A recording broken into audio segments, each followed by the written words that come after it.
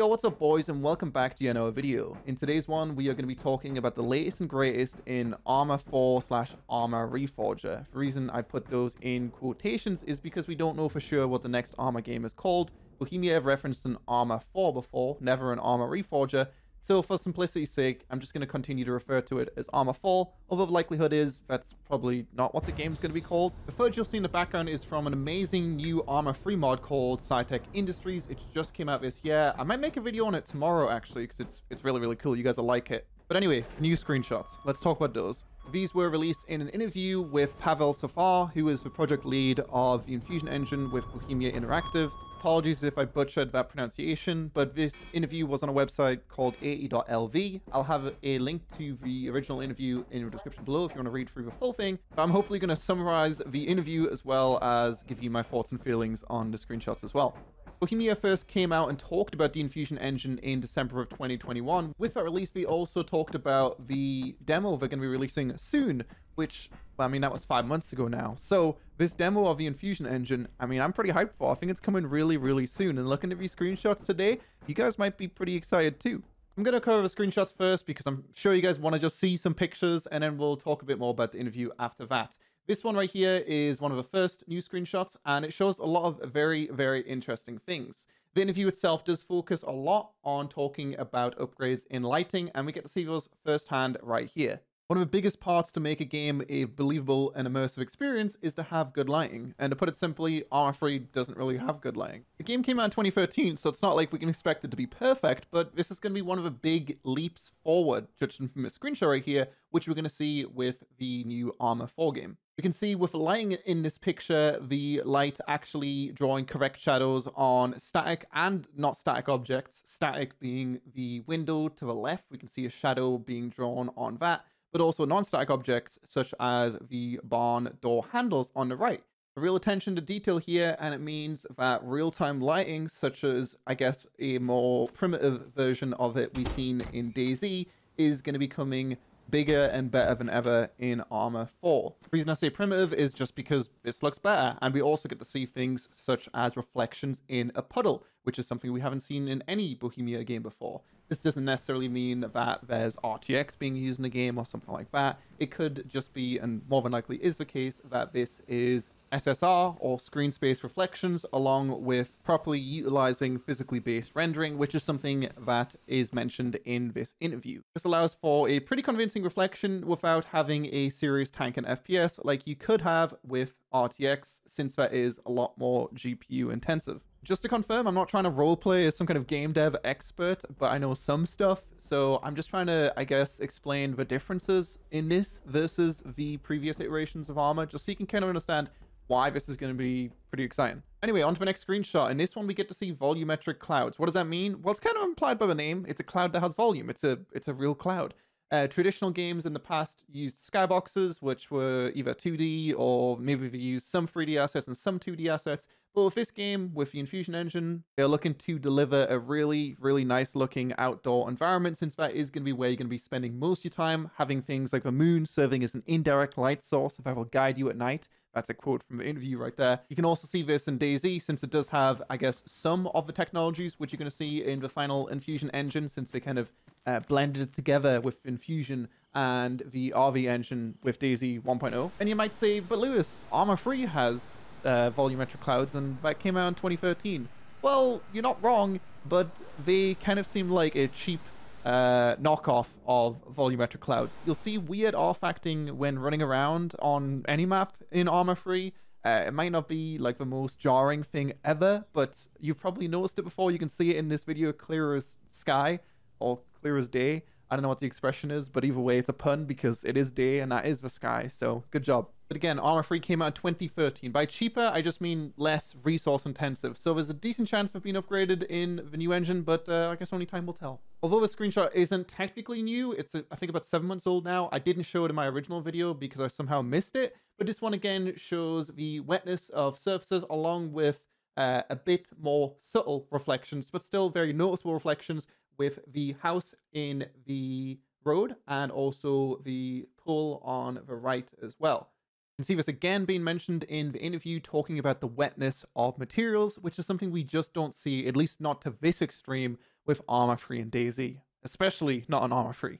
As a whole, materials have had a big upgrade with SSR and their reflectability. This will make anything look more realistic, not just scenarios where everyone's drenched in rain.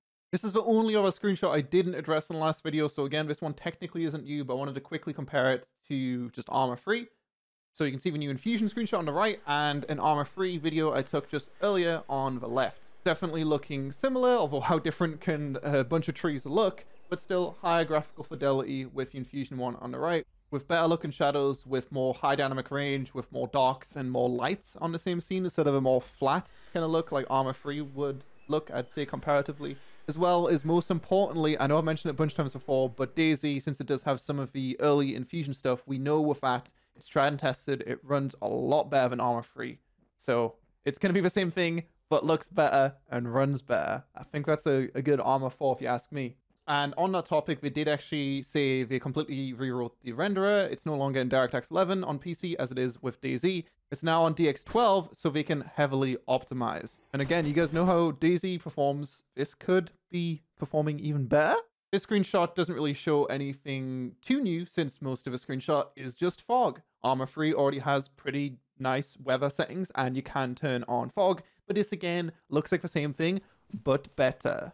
Are you seeing a common theme here? It looks pretty promising, right? I'm really excited to see what Armor 4 is going to bring to the world with its sandbox tools. We've already looked at some of the creator stuff on the website before. This is, of course, what I'm most excited for in terms of like prospects. It's not, you know, oh, I'm going to be able to go in a jet and have a really realistic jet experience, although that's probably what a lot of Armor fans are looking for. Obviously, a super realistic milsim experience. I'm also excited for just the sandbox potential. I am excited for Sandbox, which is made by Facepunch, which is essentially Gary's Mod 2, because Facepunch, or Gary, who's the owner of Facepunch, made Gary's Mod 1. So that game looks really cool, but obviously right now with the characters, it does look rather cartoony, and I do like my realistic looking environments. So this looks like it could bring the best of both worlds, with super realistic looking worlds and also endless possibilities in the sandbox tools. That does pretty much sum up all of the new screenshots, or at least the ones that are new to me, the ones that I haven't shared with you guys before. I'll have all the old screenshots on the screen right now, but if you want to access all of the old screenshots, all of the new screenshots, as well as the interview, as well as the Enfusion Engine website, I'll have a link to all of those in the description. That was my phone. Thanks, Mum. I did want to look at one of those screenshots one more time, though, which is this one right here. There we go, we got to it. So this one right here, a lot of OG Armor fans noticed that this looks a lot like the original Operation Flashpoint map, Everon. And if you look at them side by side, yeah, it's definitely Everon. A lot of people were picking up on small hints that this new Armor game might be a remake of Operation Flashpoint, which is why a lot of people believe Armor Reforger is an Operation Flashpoint remake. That game came out originally back in 2001. And not only did it come with Everon, but also Malden, a map that you guys probably do know, I know as well.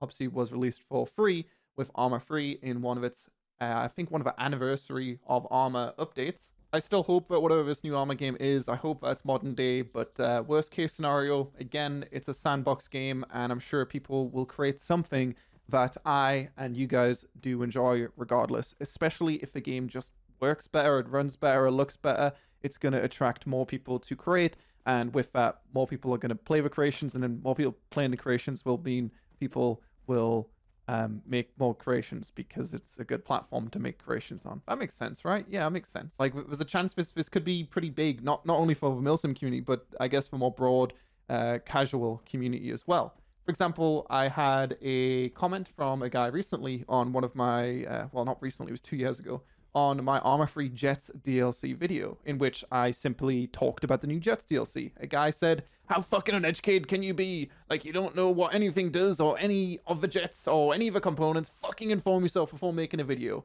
I just don't really care that much about jets and their ancestries, their mothers, their sons. I'm a casual enjoyer. I just don't know, and I don't really care to know either. My military enjoyment, milsim enjoyment, really stops at weapons, what their names are, what calibers they shoot. That's about it. I don't really like vehicles that much. Like, yeah. So I think me and you guys, we're on the same page here, right? I mean, I get why that guy was angry at me. Like, it was a shit video to talk about the new DLC, but I just wanted to like look at the jets and be like, oh look, they go broom. You know what I mean? I don't care to like know what they fucking are and how they work.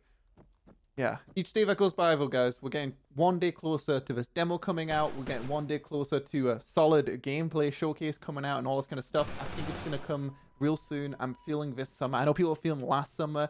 Well, it's going to be this summer now, guys, for sure. Anyway, if we are to quickly look at the interview, I have kind of looked at a few of those things of interest in the interview, such as the fact that it's going to be in DX12 instead of DX11. He did talk a bit about the roadmap, which is something I'm sure everyone wants to know. It's always, when is it coming out? He said that our current plan is to release a game demo that will demonstrate the engine's capabilities. And he also said after that, I also assume that we'll be supporting it throughout the year. And we expect people will start playing with our engine and editor, which will surely result in many things we'll need to deal with. Which does imply here, kind of, although this was kind of expected anyway, that it is going to be coming out this year, right? I mean, the demo, they said it was going to be soon in December of 2021. And right here, they said they're going to be supporting it and that people are going to be playing with it and all that kind of stuff. Yeah, it's got to come out in 2022, right? If you said demo soon in 2021, soon, right, guys? Soon TM, maybe? The interview does briefly talk about things like modding, stating that one of the things he wanted to improve upon with Enfusion is modding, which is of course great to hear. I do hope that they make it easier to join servers that have mods as well, because it's something which is not that easy. It is easy once you get used to it, but it's not super intuitive to, you know, look through a list of mods and to work out which mods you do or don't need enabled to join certain servers. It would be better if you could just join a server. It would automatically download them from the Steam Workshop and enable them without having to restart your game or anything like that. So here's hoping. Gary's mod has done it for a long time and 5M does it, so I'm sure they can work it out with this new ARMA game as well, or something at least better than what they have right now.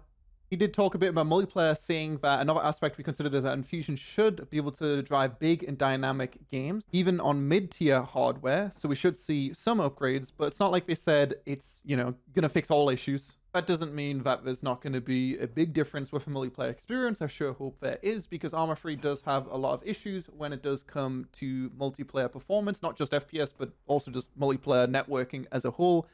DayZ did make some improvements on that, but I mean, there's still things like this happening.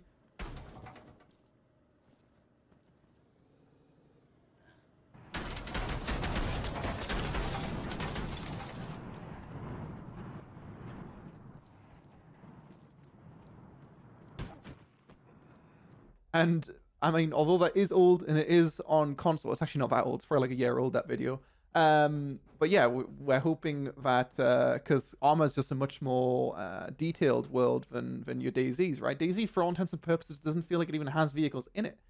So yeah, I'm hoping that they did definitely focus a lot on that. But looking through this, they didn't exactly say like, yo, it's a lot better for multiplayer. We redid it all. But it probably did. Technology as a whole has changed a lot since 2013, although ARMA has had some updates. It's not like it ever really had a big update which made it all of a sudden double in FPS or anything like that. So the likelihood is, much like again in DayZ, we will see quite a lot of big performance upgrades taking advantage of the modern day technology. Anyway, that's pretty much it for the video. As always, I'd love to hear what you guys think. Do you think that you just don't really care for this anymore? It's not going to be a big deal to you? Or do you think like me and think that this might have a bigger impact on the global gaming space, maybe because of its sandbox prowess? Maybe. Because thinking back, just think about it, guys, okay? ARMA 2 and ARMA 3, they both added so many, like, big components to the gaming world, right?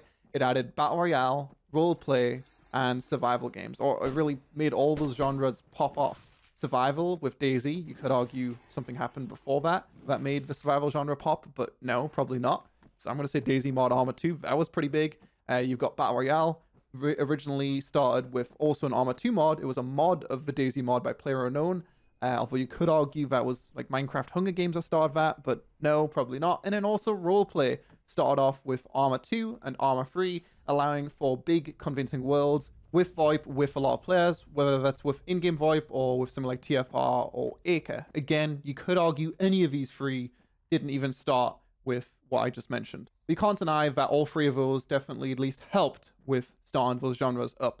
So I'd like to think there's a chance that an ARMA 4 could create something new once again. Maybe not. We'll see. And some of those genres are still massive to this day. Survival's kind of fell off, but Rust is still pretty alive. roleplay hasn't fell off at all. GTA is massive, and then VR kind of fell off, but things like Apex and your Warzones, they're still big as well. Anyway, thanks for watching.